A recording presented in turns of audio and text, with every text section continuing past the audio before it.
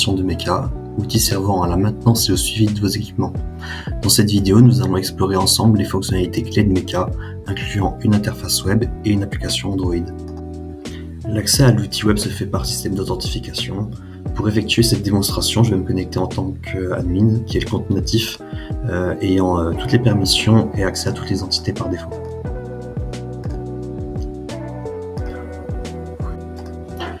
Une fois connecté, j'accède à la page d'accueil qui regroupe les planifications en cours, à venir et les planifications en retard. Je peux naviguer dans l'application et toutes les fonctionnalités à l'aide du menu navigation latéral et je peux naviguer dans les entités à l'aide de la liste déroulante ici présente. Le menu de navigation est découpé en 3 parties, la partie opération, la partie administration et la partie paramétrage. Nous allons commencer par présenter la gestion des rôles car initialement seul le rôle administrateur sera disponible et de ce fait vous pourrez créer uniquement des utilisateurs ayant toutes les permissions. Les permissions que vous allez définir seront communes à toutes les entités.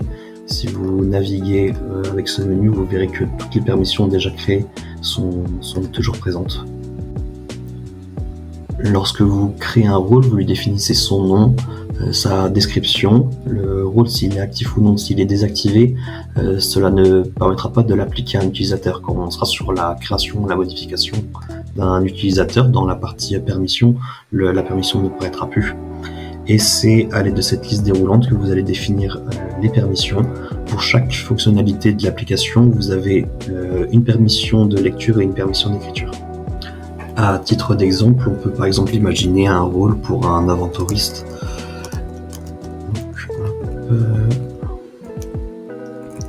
Donc il va lister les équipements. Le rôle est actif et en permission, on lui assignera juste la possibilité de consulter les équipements sans en faire d'autres modifications. Donc le rôle secret s'ajoute à la liste. Pour vous montrer un peu, j'ai connecté un autre utilisateur ici. Donc là on est bien en compte d'admin, là je suis connecté en tant qu'utilisateur démo. Cet utilisateur a actuellement uniquement le rôle sur la gestion des utilisateurs, donc utilisateur management. Avec la possibilité de consulter et d'éditer les utilisateurs. Donc depuis son interface, je suis en possibilité d'ajouter un nouveau utilisateur et d'accéder à la fonctionnalité. Il n'a aucune visibilité sur l'ensemble des autres fonctionnalités de l'application. Et si par exemple je venais à modifier son rôle pour ne plus lui permettre d'éditer les utilisateurs et que je modifie, si je viens actualiser, on voit bien qu'il n'a plus possibilité de faire de modifications. Alors que si je lui ajoutais des permissions sur la visibilité d'autres fonctionnalités, par exemple ici, si j'actualise, on voit qu'il y a la fonctionnalité qui apparaît. Maintenant que nous avons préparé nos procédures, on peut aller faire nos planifications, donc planifier nos interventions. Donc on passe par l'outil de planification. Donc on a un tableau présent affichant les interventions qui sont planifiées mais qui n'ont pas encore été réalisées, avec une indication si elles sont en retard, en cours ou à venir par rapport aux dates de début et de fin, et avec l'agent qui est affecté ou les agents, parce qu'on peut aussi affecter plusieurs agents à une planification. Donc lors de la création des planifications, on a différents choix pour définir de l'équipement qui va être assigné au contrôle. Donc on peut directement passer par équipement et avoir toute la liste des équipements, ou par dossier d'équipement qui correspondront à l'arborescence de dossiers qu'on a vu dans la partie équipement du menu de la navigation latérale, ou par type d'équipement. Donc là par exemple je vais faire par type d'équipement.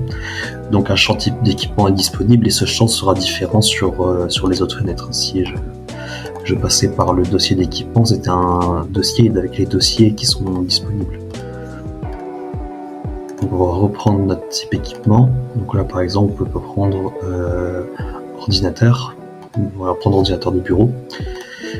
ce qui va nous lister l'ensemble des équipements de ce type. Donc là on en a un, c'est l'ordinateur de bureau 1. Et ensuite on a accès à toutes les procédures liées à ce type d'équipement. Donc là on avait 3 procédures où le type d'équipement est rattaché. Donc on peut éventuellement mettre les 3 pour avoir les 3 de disponibles sur notre intervention. Donc là on va lui donner un nom.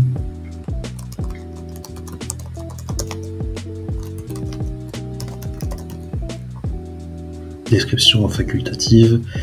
Et on va dire qu'elle aurait dû commencer hier, qu'elle finit demain pour qu'elle soit dans nos concours.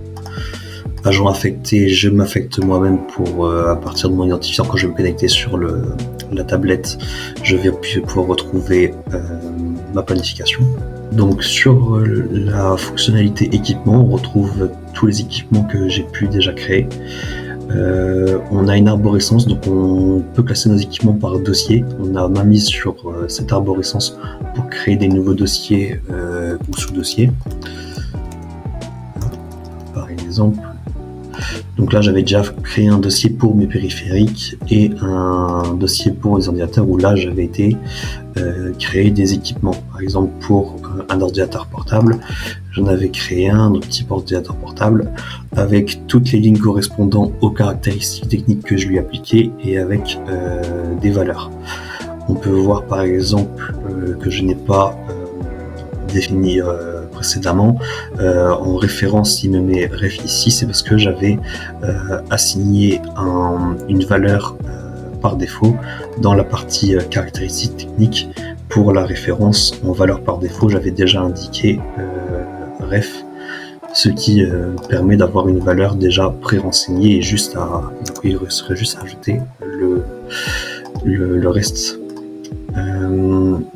Pour les équipements, il y a une possibilité aussi de générer le PDF associé qui se présente sous cette forme. Et donc du coup, là les champs qui sont absents, c'est les champs qui n'étaient pas renseignés, mais on récupère la date de création, les images, toutes les caractéristiques documentées et si le document est actif ou non. Donc là je vais ajouter un nouvel équipement, donc on va l'appeler casque audio numéro 1.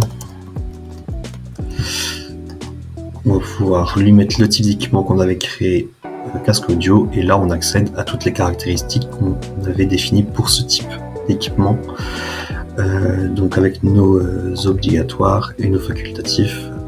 Hop, là on peut mettre par exemple une image.